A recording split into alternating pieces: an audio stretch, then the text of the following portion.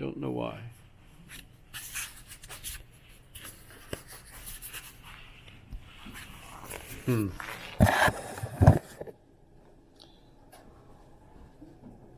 I don't know how to make this camera actually. It's supposed to follow my face once I set it.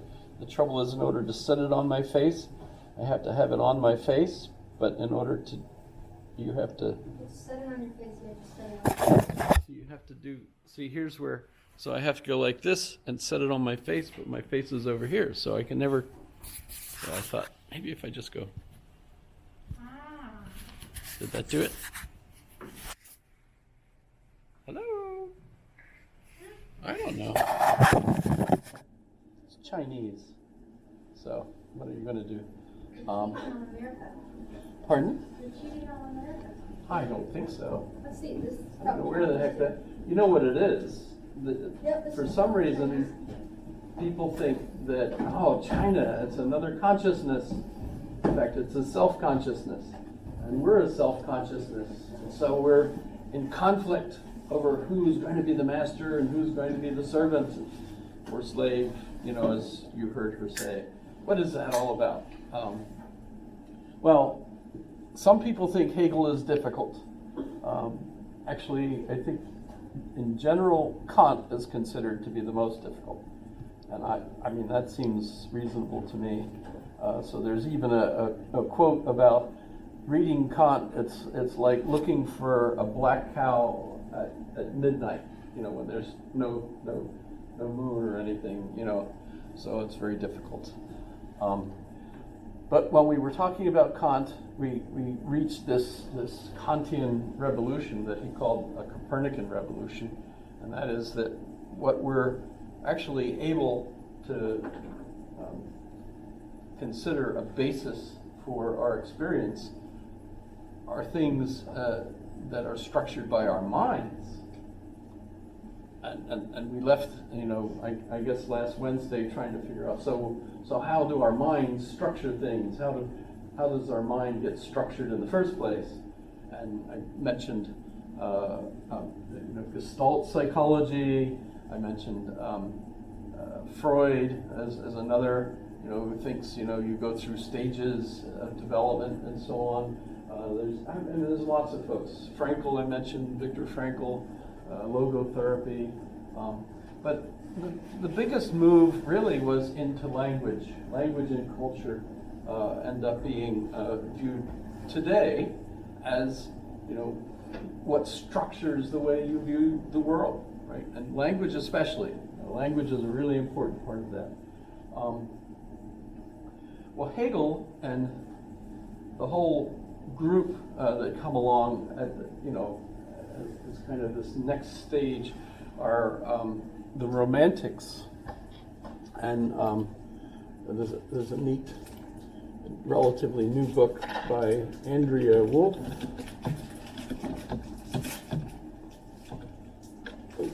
That's actually it right there, the first one.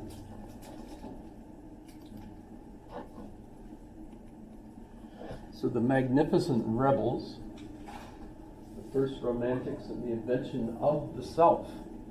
So that's really what we're looking at this point, right? And the folks that she talks about all kind of hang out together in Weimar, the area in Bonn. There's a couple places, you know, where they're all familiar. By the way, put this in context. This is also when Napoleon is becoming the leader in France and ends up taking the French Revolution on beyond Zebra, if you're a fan of Dr. Seuss.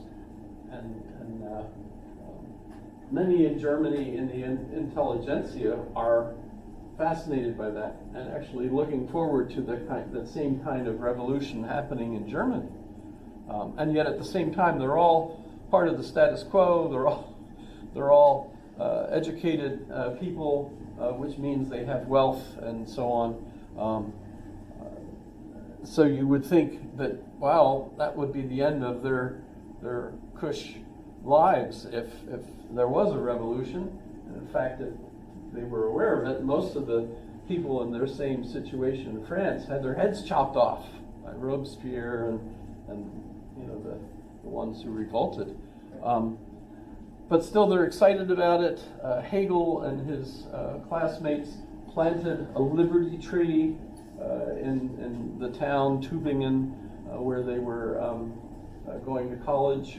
You know, the idea of a liberty tree. By the way, Jefferson planted a liberty tree in the United States. You know, that was kind of, in fact, I think every town pretty much tried to plant their own liberty tree. I don't know if they're still there. I know some still have their liberty trees. If you look it up and find out which ones haven't died. I mean, 1776 or thereabouts. That's pretty old. Hegel was born in 1770. Remember, David Hume died in 1776. I don't know if historical sequence is something that you go by much. But Hegel is, one of the things he's going to teach us is that is really a very important part of understanding how things happen. In a big sense, studying history is really the major move that takes place for the Romantics. You know, the Kant and the folks before that are all describing metaphysics by describing it as saying this happens and this happens and this happens, in the sense of you know, you have this set of characteristics and then you have this set of characteristics, as if those characteristics remain the same. So they're describing them once and they're done. What makes Hegel so very different is Hegel views everything as a process, as organic. While they use the clock, the mechanical clock, as the model for the Enlightenment universe, you know, Descartes, you know, everything is like a clock. You all have all these parts. You understand it by taking the parts apart and you put it back together and you understand the whole. With Hegel and his group, it's the liberty tree. It's the oak tree that literally is the model of the universe. And you think, well, wait a minute. When is an oak tree an oak tree? When you have an acorn? Is that an oak tree? No. Has the potential to become an oak tree. Then you plant it and you've got, you know, this little sprout, you know, going, and you think, that's an oak tree. You think, well, that doesn't really look like an oak tree yet, you know, and it grows, you've got a sapling and so on. When does it actually become an oak tree?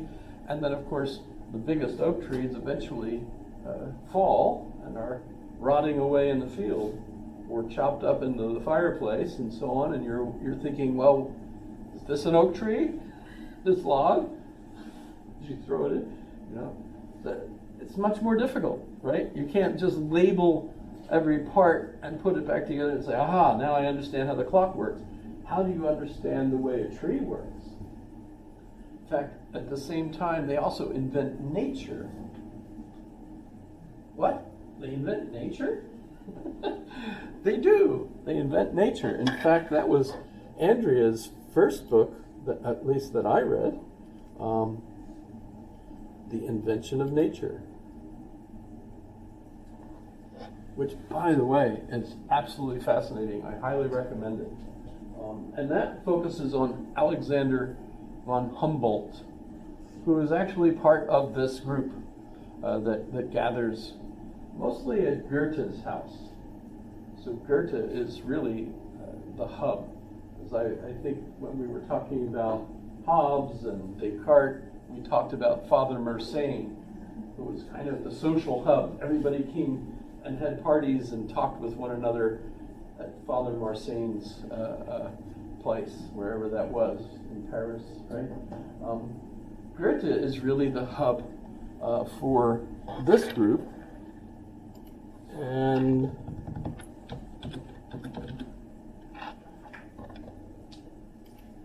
I don't know why you would label him only as a poet. I guess you could.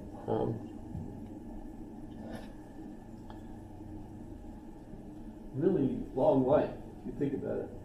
1749 1832, so you're looking at 83, 84 years. A math major here that can add. Is figure that long life for back then too? Or is that like a? You know, one of the Well, I disappointing feel things. like back then, it wasn't a shorter lifespan a little bit? I think people only live to like But- 50 or 30. I think the average life expectancy still today is like 46 Actually, worldwide. That's so sad. I might be wrong, but it won't. Yeah, worldwide. And you know, the thing that was most maybe disappointing. the US even worse because of all the corn we eat. The what? The cornstarch. Oh. Food we don't, or the stuff in the food that we don't Plastic. even know we're eating. Plastic, yeah. Plastic. How much plastic can you know? In our horrible health care system. That's the best healthcare Excuse system me, I think we that's got a ever. great healthcare Yes, system. you're Yeah, talking I about get emergency. free health No, care. I'm saying. I just need to flex that. I get free health care. Yeah. I'm Yeah. retired Army. I get free health. Yes, our insurance is not good, but yes. And it's not the best, but it's free. That's what I meant. Well, Otherwise, each we year got as great I nurses and all that. each year as I was getting older, I would read that the life expectancy was going up another year. And I thought, yay, at that rate, I'll never catch up. You know, and so I'll be able to live forever, you know. But then I ended up becoming very disappointed when I realized that the main reason the life expectancy changes is because of the survival rate of children. Wait, Right, because if the children have a short, that skews the whole average down. But when you look at a lifespan, people generally have about 100-year possible life expectancy. Some a little more. You see every once in a while, 115-year-old French woman being awarded by the mayor, and she says, "Yeah, and I only have one wrinkle, and I'm sitting on it."